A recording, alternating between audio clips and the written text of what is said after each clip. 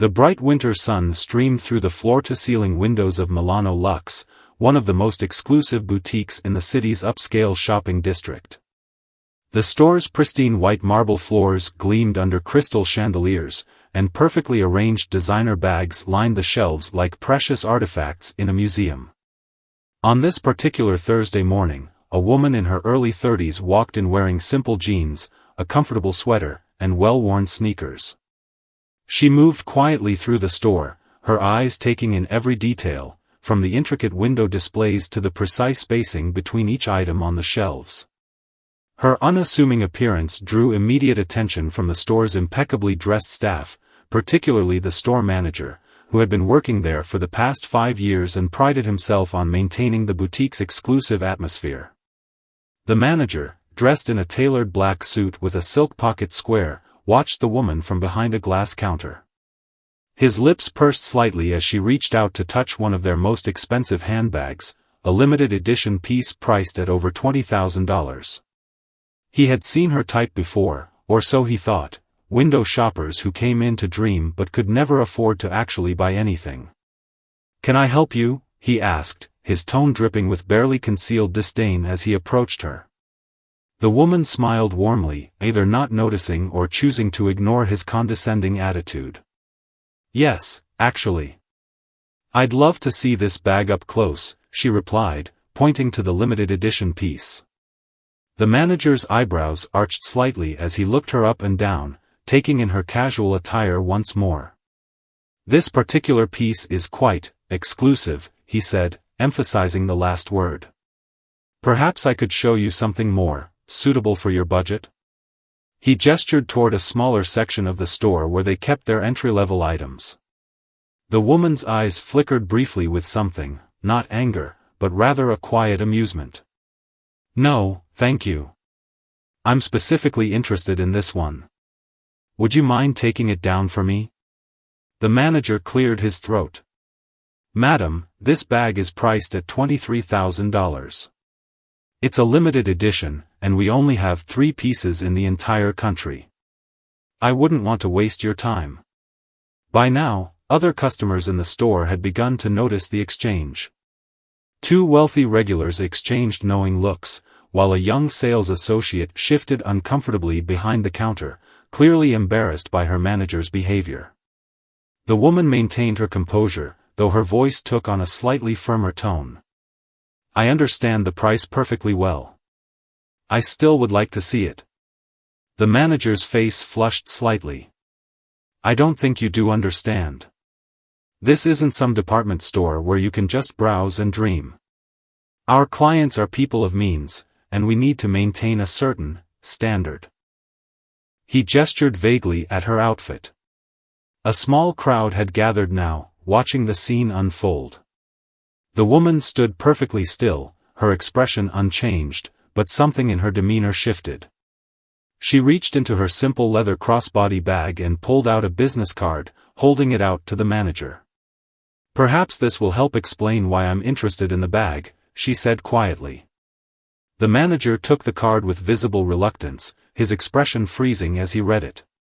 The color drained from his face as he realized he had been speaking to the owner of not just this boutique, but the entire Milano Luxe chain, all 37 locations across the country.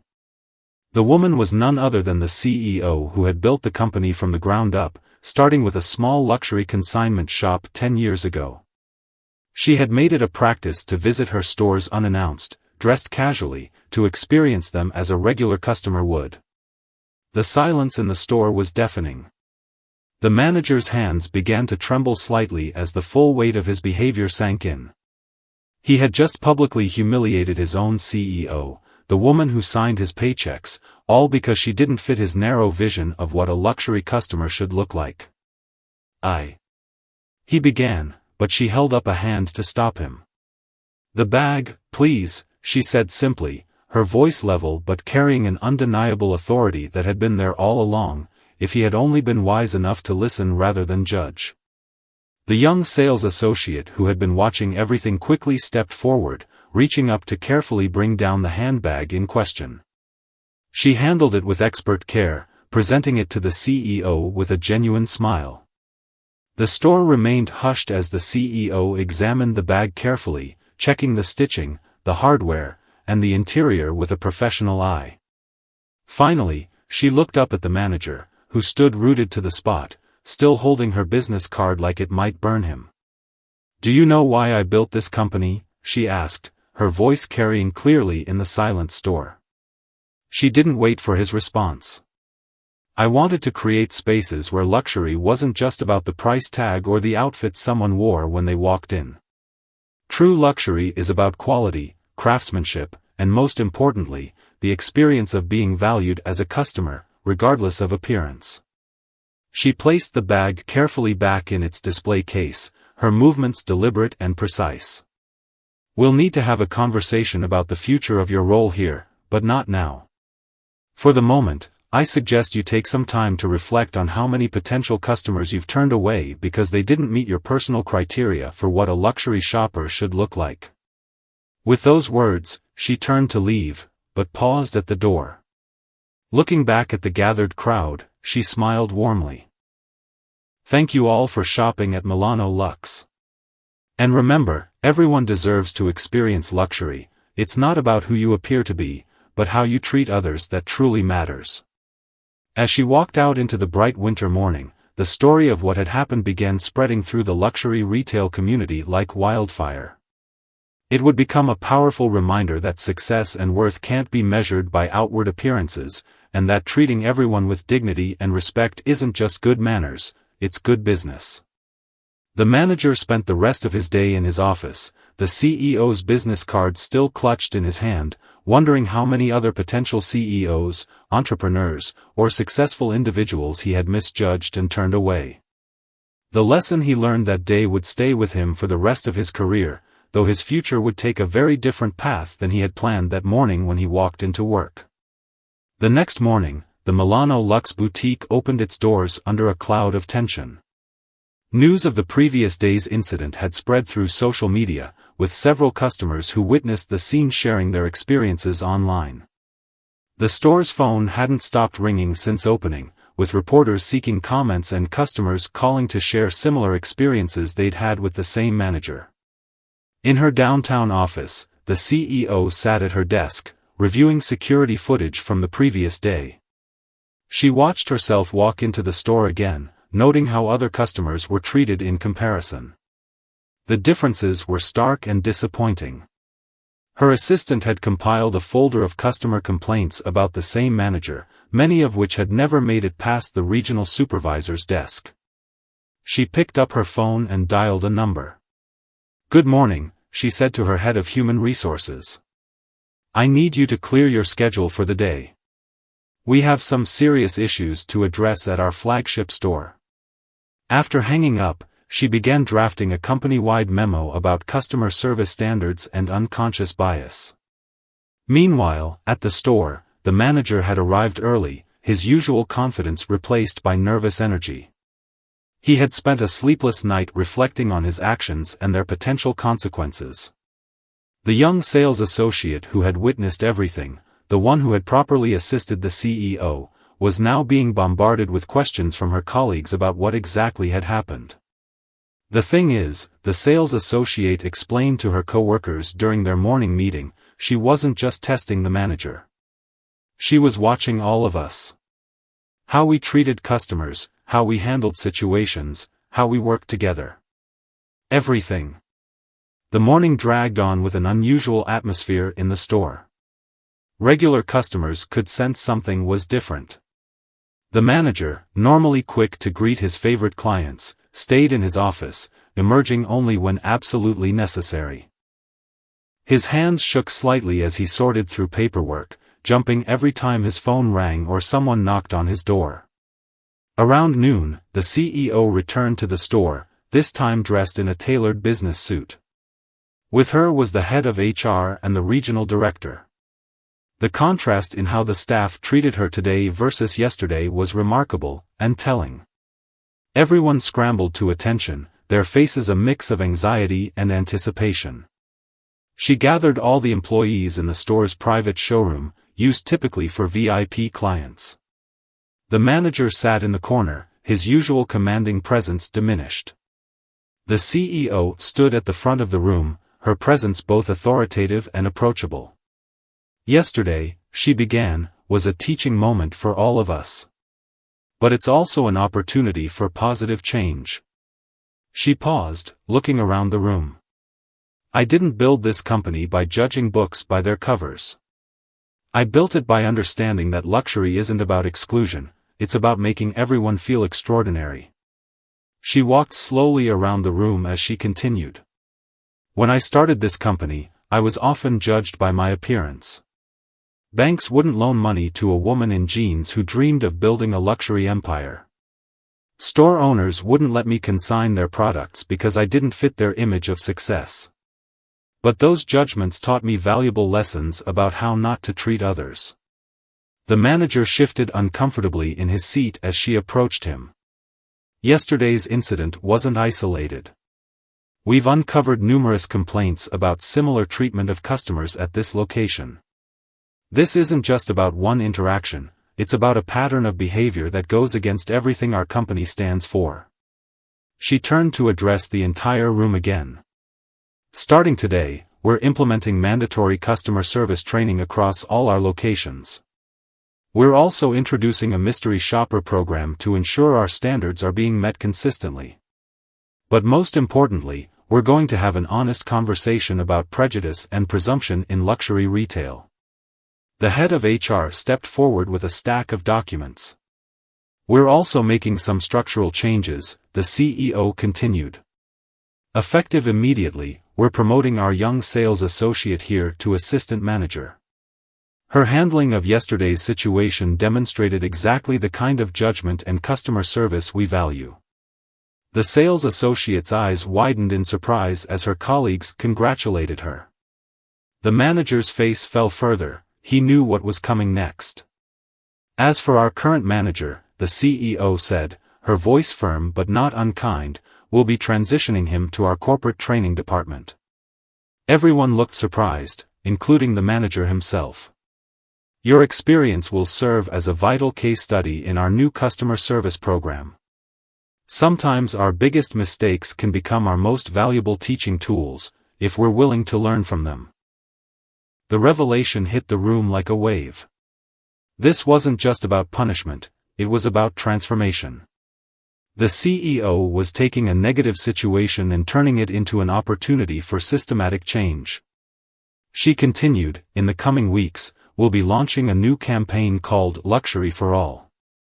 It will feature real stories from our customers, highlighting the diversity of our clientele and challenging stereotypes about who belongs in luxury spaces." The regional director then stepped forward with tablets for each employee. "We're also introducing a new customer feedback system. Every interaction, every sale, every visit will be an opportunity for growth and learning. Our goal isn't to shame anyone, it's to build a culture where everyone feels valued."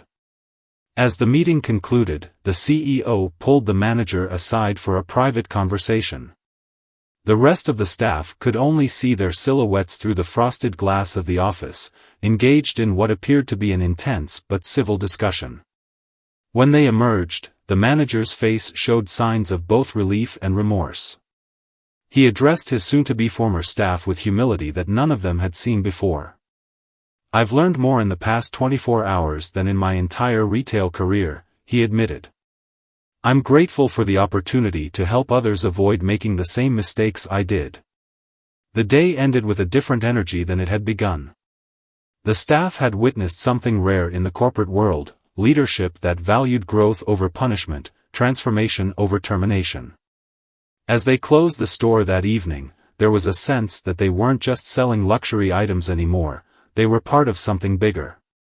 The CEO's final words to the team that day would be printed and displayed in every Milano Luxe store: "Luxury isn't about keeping people out. It's about inviting them in and showing them they belong. Every person who walks through our doors carries dreams, and it's our privilege to be part of their journey." 1 week after the incident, Milano Luxe's flagship store had undergone a subtle but significant transformation. The physical space remained as elegant as ever, but there was a warmth in the atmosphere that hadn't existed before. The newly promoted assistant manager had already begun implementing changes that were drawing attention from luxury retail experts across the industry. The story had gone viral on social media, with thousands sharing their own experiences of being judged in high-end stores. What made Milano Lux's situation unique wasn't the incident itself, it was how the company had chosen to respond.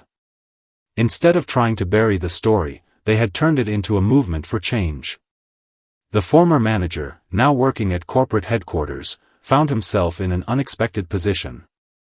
As he stood before a room of new employees during their orientation, he took a deep breath before beginning his presentation. "A few weeks ago, I thought I knew everything about luxury retail," he began, his voice carrying a humility that would have been unimaginable before. "I had been trained to believe that luxury was about exclusivity, about keeping certain people out. I couldn't have been more wrong." The training room was packed with employees from all 37 Milano Lux locations, brought in for the company's new comprehensive customer service program. The CEO sat quietly in the back, watching as her decision to transform a mistake into a teaching opportunity unfolded. "Let me tell you about the day I learned the true meaning of luxury," the former manager continued, sharing his story with raw honesty. The room was silent as he described his interaction with the CEO, not sparing himself any embarrassment. "I didn't just misjudge one person that day, I had been misjudging people every day for years." Meanwhile, back at the flagship store, the new assistant manager was implementing her vision. She had created a welcome area where customers could relax with premium tea or coffee before shopping. The simple addition had already changed the dynamic of the store. People felt more comfortable lingering, asking questions, and most importantly, being themselves. A young college student walked in, dressed in sweatpants and a hoodie. In the past, she might have been ignored or made to feel unwelcome. Instead, she was greeted warmly and offered tea. As she browsed, she explained that she had been saving for months to buy her first luxury handbag to celebrate getting into medical school. The staff listened to her story with genuine interest, sharing her excitement. When she finally made her purchase, tears in her eyes as she held her first designer bag, the other customers in the store actually applauded. It was a small moment, but it perfectly captured the new spirit of Milano Lux. The CEO's "Luxury for All" campaign was gaining momentum. The company had begun featuring real customers in their advertising, people of all ages, backgrounds, and styles. Each advertisement told a story: the teacher who saved for a year to buy her dream watch, the janitor who treated himself to a designer wallet after paying off his mortgage, the grandmother buying her first luxury handbag at age 75. The campaign's message was clear: luxury isn't about who you are or what you wear when you walk in, it's about how you feel when you walk out. 1 month after the incident, the CEO received an unexpected letter. It was from a wealthy regular customer who had witnessed the original interaction. The customer admitted that she had initially sided with the manager that day, having grown comfortable with the exclusive atmosphere he maintained. "I realize now that I was part of the problem," the letter read. "I took pride in being part of an exclusive club, never stopping to think about who we were excluding and why. Your response to that incident has changed how I see not just luxury shopping, but how I see people. Thank you for teaching all of us this valuable lesson." The letter was framed and hung in the staff room, alongside other messages that had begun pouring in from around the country. Each one told a story of transformation, not just in how people shopped, but in how they viewed and treated others. The former manager's training program had become so successful that other luxury retailers were asking to send their staff to attend. He had discovered that his greatest mistake had led to his true calling, teaching others to see beyond surface appearances. During one training session, a participant asked him if he regretted what had happened that day. He thought for a moment before responding, "I regret my behavior, but I'm grateful for the lesson." Sometimes life gives you a wake-up call dressed in jeans and sneakers. The CEO continued her practice of visiting stores unannounced, but now she noticed something different. Staff weren't just being nice because they thought someone might be watching, they had genuinely embraced the idea that every customer deserved to feel special. One day, she overheard a sales associate telling a nervous-looking customer, "You know, the woman who owns this company often shops here in jeans and sneakers. She taught us that true luxury isn't about what you're wearing, it's about how you make others feel." The story of Milano Lux's transformation began appearing in business school case studies. What made it particularly interesting to academics was how the company had managed to become more inclusive while maintaining its luxury status. In fact, sales had increased significantly since the changes were implemented. Industry analysts attributed this success to a fundamental shift in how people viewed luxury. In a world where anyone could buy designer items online, the in-store experience had become the true luxury. Milano Lux had simply been the first to fully embrace this reality. The flagship store, once known for its intimidating atmosphere, was now famous for something else entirely. It had become a place where celebrating customers' personal milestones, first jobs, graduations, retirements, was as important as the products being sold. As the CEO observed all these changes, she reflected on how a single incident had sparked such widespread transformation. She had always believed that true leadership wasn't about maintaining the status quo, it was about having the courage to change it when change was needed. 3 months after the incident, Milano Lux had become more than just a luxury retail chain, it was now a case study in corporate transformation. The company's story had caught the attention of a major business magazine, which sent a reporter to spend a week observing the changes at the flagship store. The reporter noticed something fascinating: the store's clientele had become remarkably diverse, yet sales of their highest-end items had actually increased. The fear that inclusivity would somehow diminish the luxury experience had proven entirely unfounded. On a busy Saturday afternoon, a group of teenage girls walked in, giggling nervously. In the past, they might have been viewed with suspicion or shooed away. Instead, a sales associate approached them with a warm smile. "First time in a luxury store?" she asked kindly. "Yes," one of the girls admitted. "We're just looking. My sister's getting married next year, and we're getting ideas for saving up for a special gift for her." "Well, then, let me give you a proper introduction to the world of luxury," the associate replied, beginning an impromptu masterclass on craftsmanship and design. She showed them how to check the quality of leather, examine stitching, and appreciate the subtle details that made each piece special. The former manager, visiting the store to gather material for his training program, watched this interaction with a mixture of admiration and regret.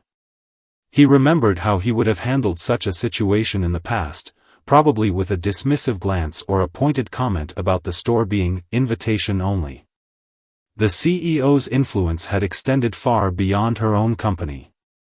Other luxury retailers had begun reaching out, asking for guidance on implementing similar changes.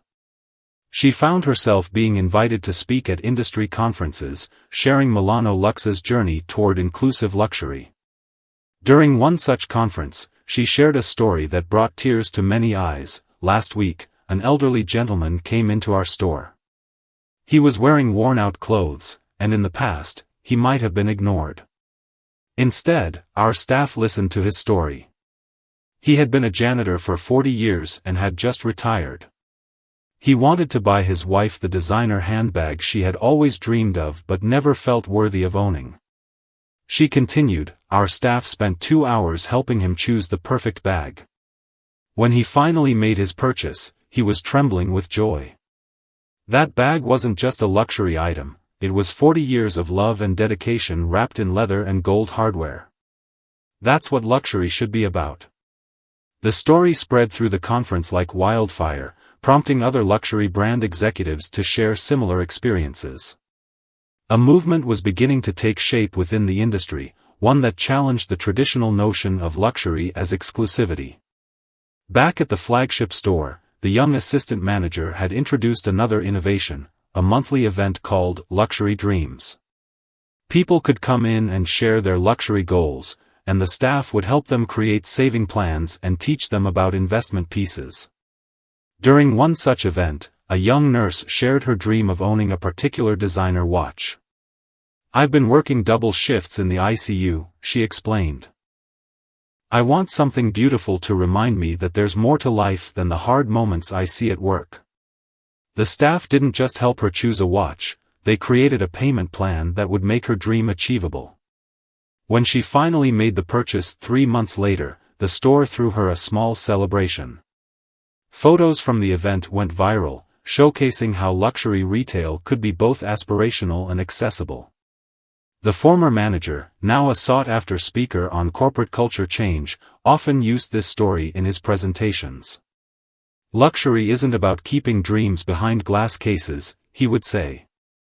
"It's about helping people achieve those dreams, one careful step at a time." The CEO's inbox was flooded with letters from customers sharing their Milano Luxe experiences. One particularly touching note came from a young man who had been saving for years to buy his mother her first designer bag. "I was afraid to come into your store," he wrote. "In other luxury stores, they made me feel like I didn't belong. But your staff treated my dream with respect. When I finally bought that bag for my mom, I wasn't just giving her a present, I was giving her the experience of being valued. She cried when she walked into your store and was treated like a queen." The company's training program had evolved to include these real customer stories. New employees weren't just learning about products and procedures, they were learning about dreams, dignity, and the true meaning of service. One day, a fashion industry blogger conducted an experiment. She visited several luxury stores in the same outfit, ripped jeans and a simple t-shirt. The difference in treatment she received at Milano Luxe compared to other stores was stark. Her video went viral, prompting a larger conversation about bias in luxury retail. The CEO used this opportunity to announce Milano Luxe's next initiative, a mentorship program for aspiring luxury retail professionals from diverse backgrounds. "We're not just changing how we treat customers," she explained in a press release. "We're changing who gets to be part of this industry from the inside out." The former manager volunteered to be one of the first mentors in the program. "Who better to teach about overcoming bias," he said, "than someone who had to confront their own?" His honesty and willingness to learn from his mistakes had made him an unexpected role model for industry change. As the fourth quarter approached, Milano Luxe's financial results proved what the CEO had always believed: treating people with dignity wasn't just the right thing to do, it was good business. The company's customer base had expanded, loyalty had increased, and their reputation had soared. But more importantly, they had changed the conversation about luxury retail. In boardrooms across the industry, executives were being forced to confront an uncomfortable question: how much business had they lost over the years by judging books by their covers? The CEO summed it up perfectly in an interview: "Luxury isn't about excluding people, it's about exceeding their expectations. Every dream deserves respect, and every dreamer deserves to be treated with dignity. That's the true luxury we should all be selling." 6 months after the incident that changed Milano Luxe forever, the company was preparing for its biggest challenge yet: opening a new flagship store in a working-class neighborhood. The decision had raised eyebrows in the luxury retail world, but the CEO stood firm in her vision. "Luxury shouldn't be confined to wealthy neighborhoods," she explained to her board of directors. "Dreams don't check zip codes before taking root in someone's heart."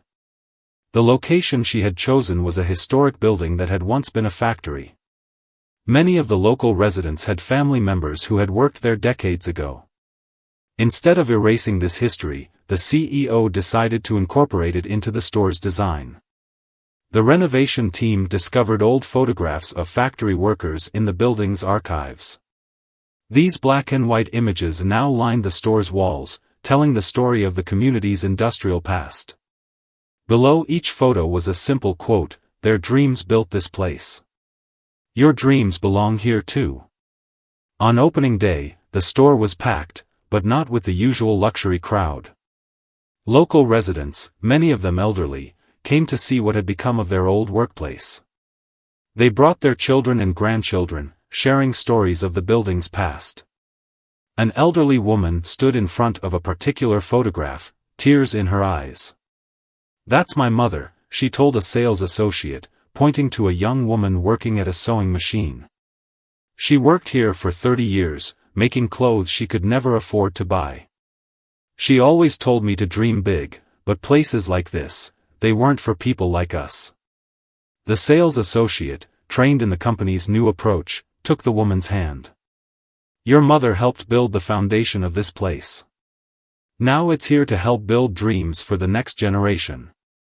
Would you like to look around? Maybe find something special to honor her memory?" The former manager, who had been invited to observe the opening, watched this interaction with profound emotion.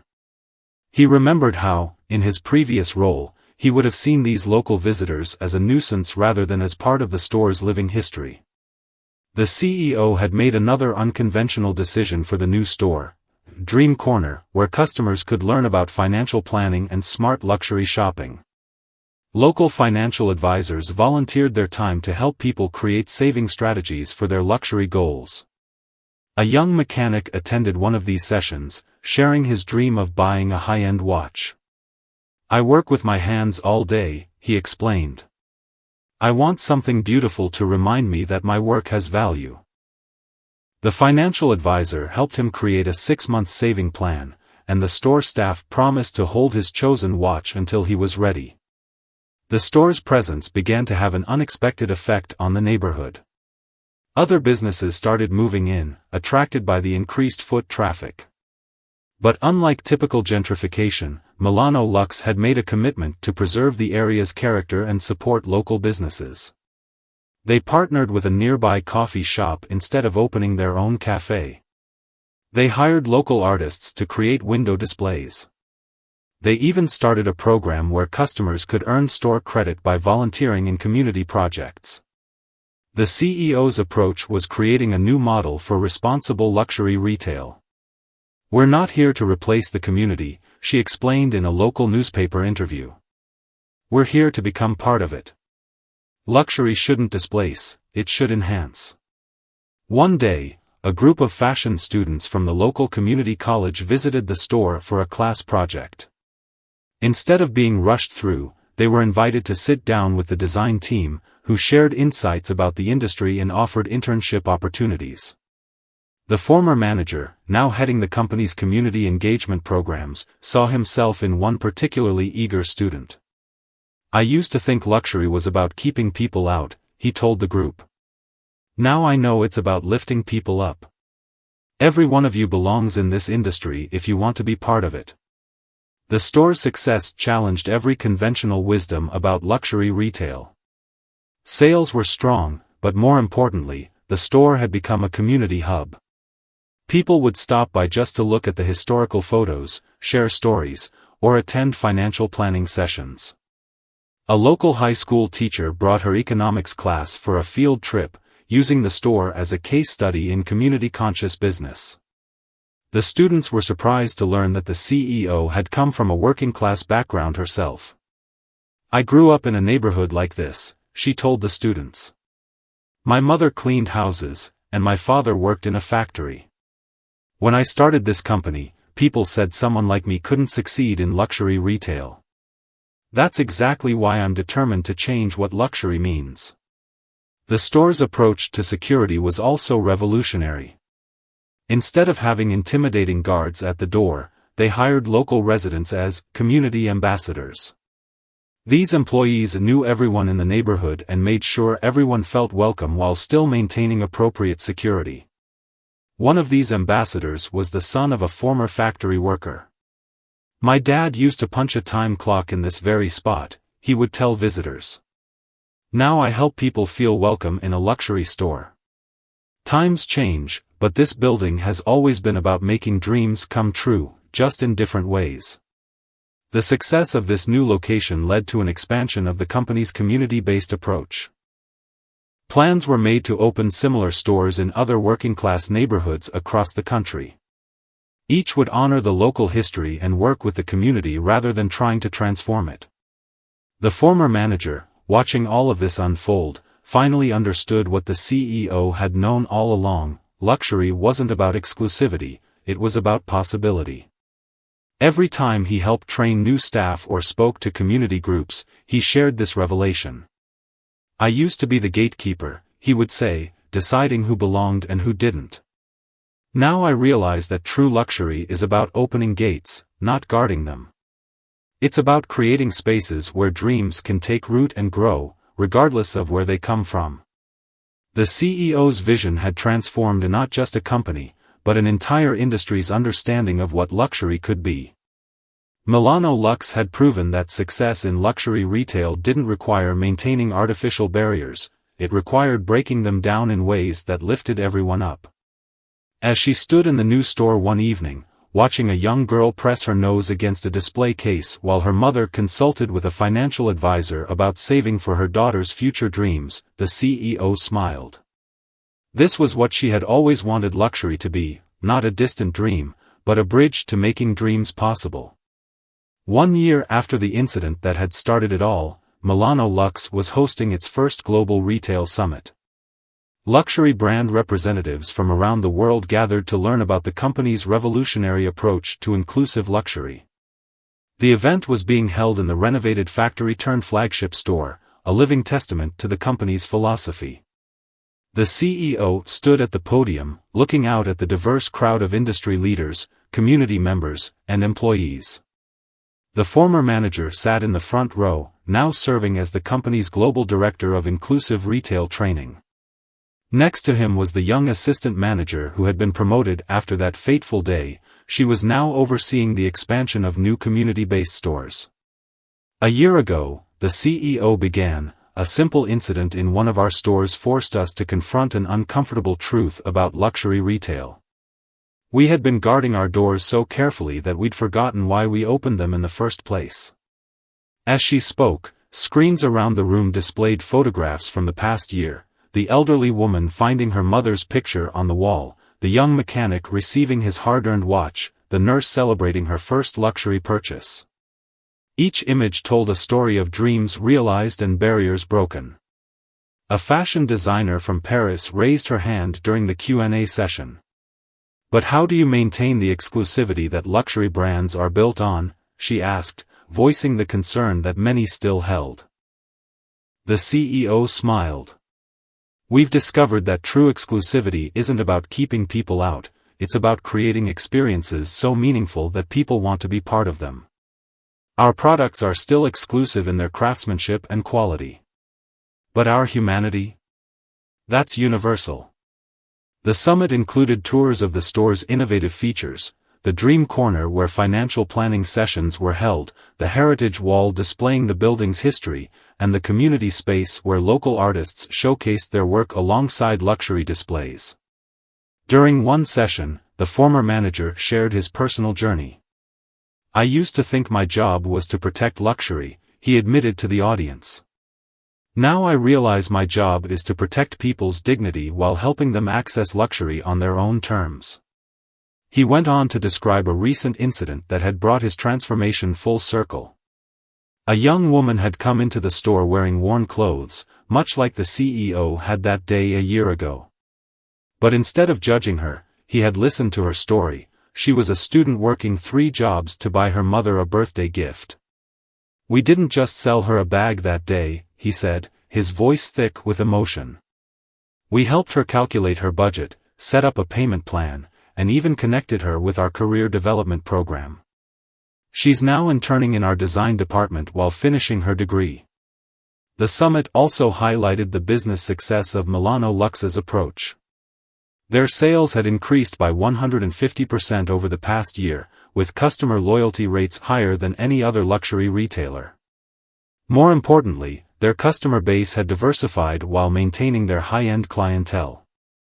A retail analyst presented data showing how Milano Lux's community-based stores were outperforming traditional luxury locations. "What we're seeing here isn't just a feel-good story," she explained. "It's a complete reimagining of the luxury business model." The company had introduced several innovative programs that were now being studied by business schools worldwide. Their Legacy collection featured items with payment plans specifically designed for significant life moments, graduations, retirements, anniversaries. Each piece came with a journal where customers could document their saving journey. Their Community Craftsmanship initiative partnered with local vocational schools to train the next generation of luxury artisans. Students learned everything from leather working to jewelry design, with guaranteed internships for top performers. During the lunch break, attendees were surprised to find themselves served by local food vendors rather than high-end caterers. The CEO explained that these small business owners were part of Milano Lux's community partnership program. The company provided business development support in exchange for their services. A touching moment came when an elderly craftsman who had worked in the building during its factory days gave a presentation about the area's manufacturing history. He now taught leatherworking to young apprentices in Milano Lux's training program. 50 years ago, I made handbags in this building for $2 an hour, he said. Today, I'm teaching others how to make luxury bags worth thousands. But the most luxurious thing isn't the bags, it's seeing young people realize their worth and potential. The summit also addressed the challenges of implementing inclusive luxury. The company shared honest stories about resistance from traditional customers, initial staff skepticism, and the complex balance of maintaining quality while increasing accessibility. One particularly powerful session featured customers from across the economic spectrum sharing their Milano Lux experiences. A wealthy philanthropist described how the store's inclusive approach had changed her perspective on privilege. A janitor talked about how saving for his wife's dream bag had given him a new sense of dignity. The CEO's closing speech focused on the future. Milano Lux was launching a global initiative to partner with luxury brands willing to adopt their inclusive model. They were also creating a fund to help other retailers transform their spaces into community-centered luxury destinations. Luxury has always been about dreams, she concluded. But for too long, we've been gatekeepers of those dreams rather than their cultivators. Today, we're inviting the entire industry to join us in growing dreams rather than guarding them. As the summit concluded, attendees were each given a simple leather journal. Inside was an inscription that had become Milano Lux's new motto: every dream deserves a home. Every dreamer deserves respect.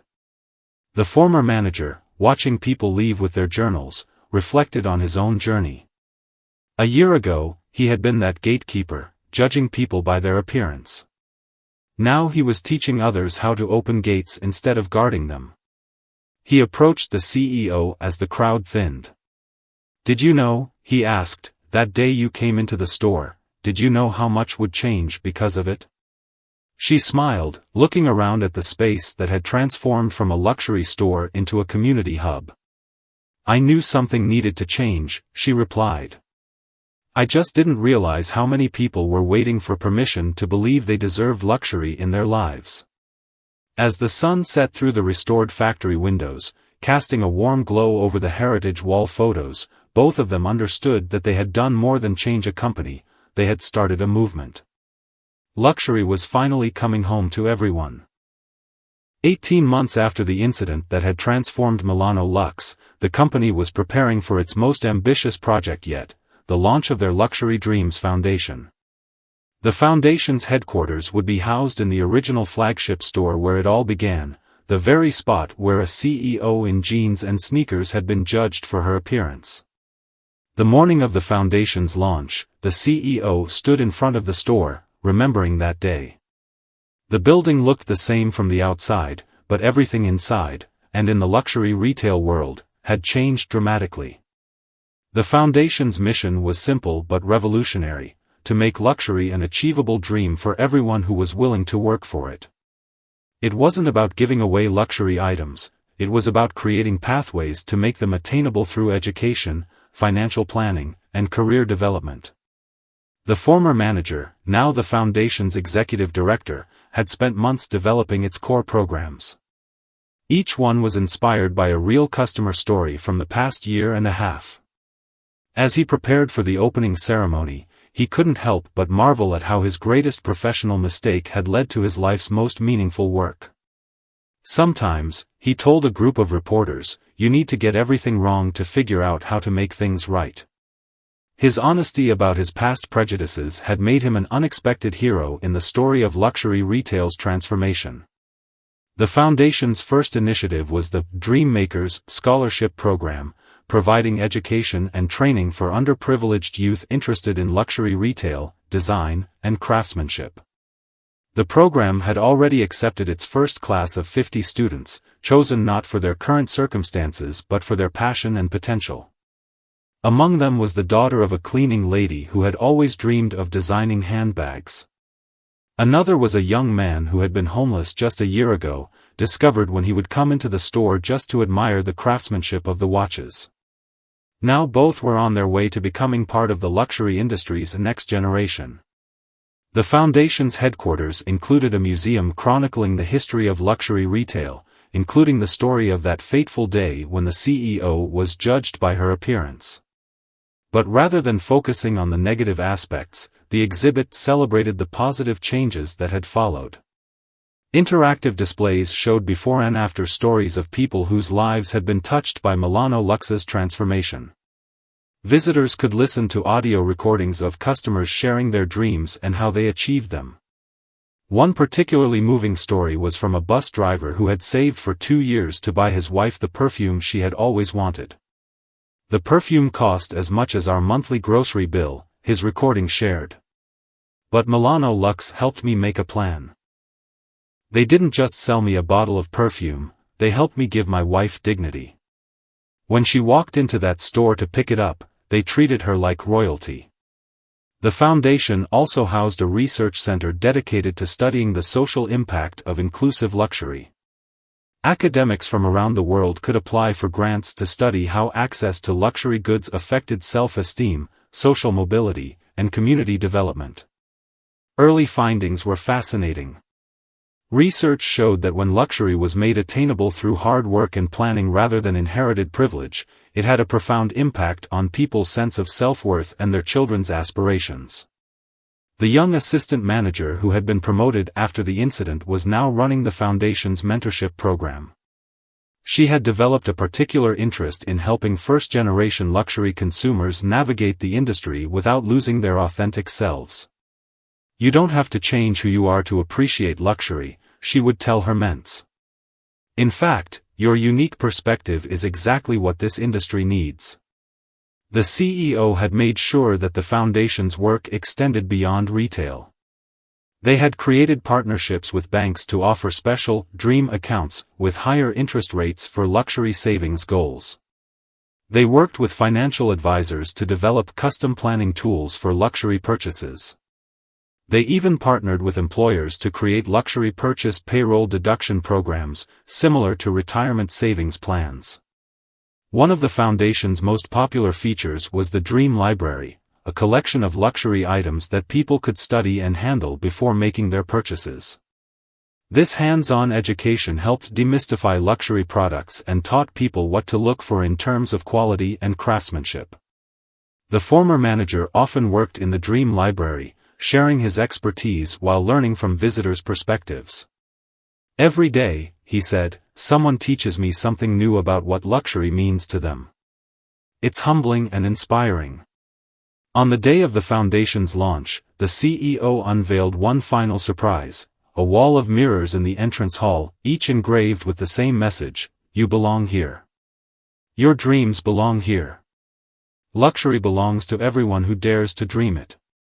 The ceremony was attended by people from all walks of life, industry leaders, community members, employees, and customers whose lives had been touched by Milano Lux's transformation. As they gathered in the grand hall, the CEO took the stage one last time to share her vision for the future. 18 months ago, I walked into this store dressed in jeans and sneakers, and was judged unworthy of luxury, she began. Today, we're not just opening a foundation, we're opening the future of luxury retail.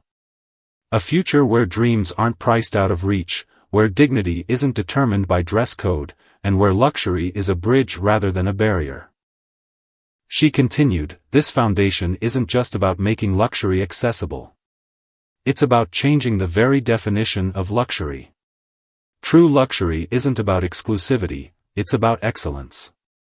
Excellence in how we craft our products, excellence in how we treat our customers, and excellence in how we serve our communities." As she spoke, screens around the room showed live feeds from Milano Lux stores around the world, where similar ceremonies were taking place. The movement that had started with one incident in one store had grown into a global revolution in luxury retail. The former manager, watching from the side of the stage, felt tears in his eyes as he remembered his own journey. The CEO caught his eye and smiled, both of them knowing that sometimes the greatest transformations come from our biggest mistakes. The ceremony concluded with a powerful gesture. The CEO invited everyone present to write their luxury dreams on elegant cards, which were then hung on a specially designed dream tree in the foundation's atrium. The tree would remain there, growing with new dreams added each day, a living symbol of the company's commitment to making luxury accessible to all. As the day drew to a close, the CEO stood alone in the store, just as she had 18 months ago. But this time, instead of being judged for her appearance, she was surrounded by the dreams and aspirations of thousands who now saw luxury not as an exclusive club, but as a reachable star. "Every dream matters," she whispered to herself, touching one of the dream cards on the tree. "Every dreamer matters. And that's the greatest luxury of all."